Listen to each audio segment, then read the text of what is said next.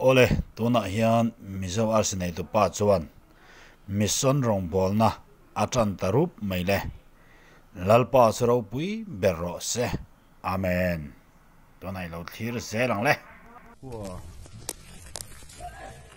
Australia omni nia hay không thể hen anh mission rong bol về nam cả vợ lồm em về ơi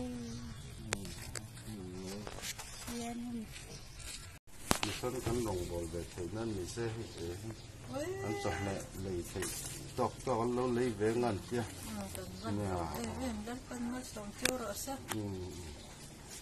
nào tới Australia omin mom anh chung của trang hoa lâu của đất đấy thì anh mission rong bol về nan thì chỉ bây giờ con có biết nè rồi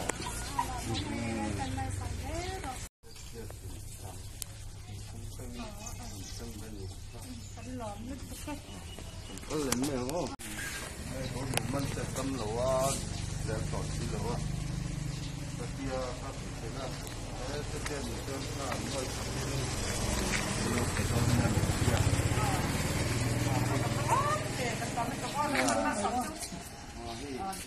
Cái lồng chú là thấy là hoa là lâu rồi cái anh quay đi. Mình này sấy lên. Thì cầm bên lõm tặc em rồi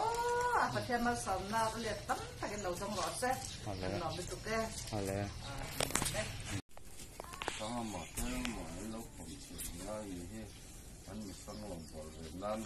cái nào sẽ tụt cái này chỉ được cái nào thì trong cuối tháng anh phát cái mình trong phòng như là lần thứ mà nghe cần các chỗ lại mà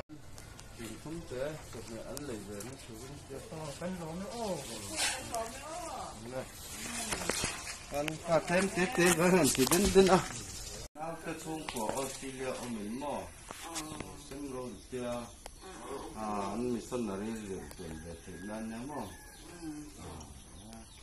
ta những lỗ trong tay sạch rồi đó nha cùng là mà cái nón hay ai tầm đều anh nón tỉ tỉ mà của cái chung rồi còn mang sòng dễ sẽ rõ sa